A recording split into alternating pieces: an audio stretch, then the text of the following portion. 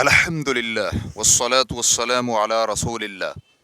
کسی نے لڑکی کی وراثت اس کی رضامندی کے بغیر لے لی تو کیا یہ لڑکی خاموشی سے اپنا حصہ اس کے مال سے نکال سکتی ہے؟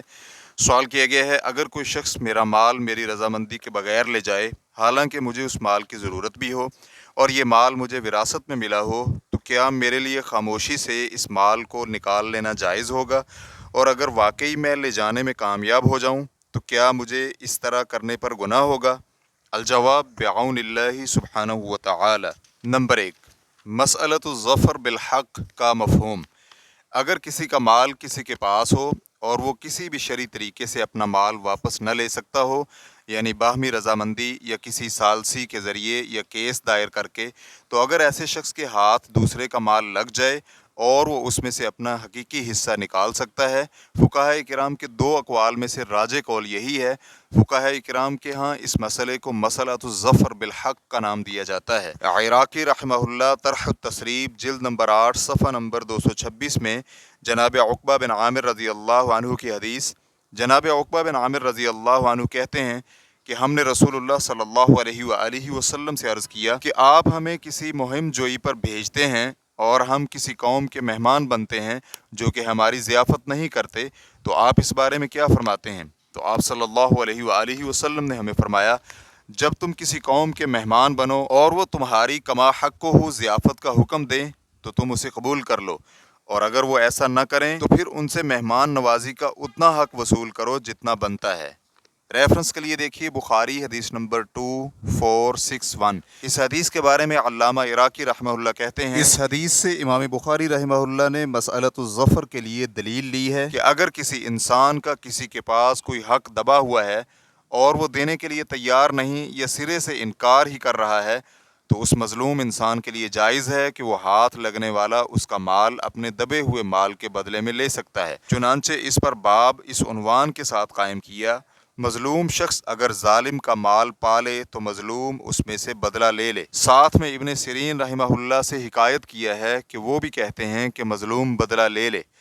انہوں نے ساتھ میں یہ آیت بھی پڑھی، وَإِنْ عَاقَبْتُمْ فَعَاقِبُوا بِمِثْلِ مَا عُوقِبْتُمْ بِهِ، اور اگر تم بدلہ لینا چاہو تو اسی کی مثل بدلہ لو جتنی تمہیں تکلیف دی گئی ہے۔ سورۃ النحل آیت نمبر 126۔ اسی کے امام شافعی قائل ہیں، لہٰذا انہوں نے صراحت اور واضح لفظوں میں کہا ہے کہ اگر قاضی کے ذریعے اپنے حق کو وصول نہیں کر سکتا بئیں طور کہ وہ سرے سے حق تسلیم ہی نہ کرے اور حقدار کے پاس اس کی کوئی دلیل نہ ہو، تو امام شافعی کہتے ہیں جب ظالم کی وہی جنس ہاتھ لگ رہی ہو جس جنس میں اس کا حق تھا تو پھر وہی لے گا، کوئی اور نہیں لے سکتا، اور اگر اسے ملتی ہی کوئی اور جنس ہے تو پھر اسی میں سے لے لے۔ اور اگر قاضی کے ذریعے حق حاصل کرنا ممکن ہو بئیں طور کہ وہ حق مانتا تو ہو لیکن ٹال مٹول کر رہا ہے، یا وہ خود تو سرے سے انکار کر رہا ہو لیکن اس کے خلاف دلیل موجود ہو، یا جب اسے قاضی کے سامنے قسم کے ساتھ پیش کیا جائے تو امید ہو کہ وہ مان جائے گا، تو ایسی صورت میں خود ہی وصولی کر لے یا لازمی طور پر قاضی کے سامنے پیش کرے۔ شافعی فقہائے کرام کے ہاں دو موقف ہیں، ان میں سے اکثر فقہائے کرام کے ہاں صحیح ترین موقف یہ ہے کہ وہ خود ہی براہ راست لے سکتا ہے۔ ابن بطال رحمہ اللہ کہتے ہیں، امام مالک کے اس میں مختلف اقوال ہیں، چنانچہ ابن القاسم نے یہ موقف روایت کیا ہے کہ وہ ایسا نہ کرے۔ نیز ان سے یہ بھی منقول ہے کہ اگر اس میں مال مطلوبہ مقدار سے زیادہ نہ ہو تو لے لے، جبکہ ابن وہب رحمہ اللہ نے امام مالک سے یہ نقل کیا ہے کہ اگر انکار کرنے والے پر کسی کا قرض نہیں ہے تو بلا جھجک لے سکتا ہے، لیکن اگر اس پر دیگر لوگوں کا قرض بھی ہے تو پھر اتنا ہی حصہ لے سکتا ہے جتنا دیگر قرض خواہوں کا حصہ بنتا ہے۔ جبکہ امام ابو حنیفہ رحمہ اللہ کہتے ہیں کہ سونے کے بدلے سونا لے سکتا ہے، چاندی کے بدلے چاندی لے، اور ماپی جانے والی چیز کے بدلے میں قابل ماپ چیز لے، اور وزن کی جانے والی چیز کے بدلے قابل وزن چیز لے، اس کے علاوہ کسی چیز کا آپس میں تبادلہ نہ کرے۔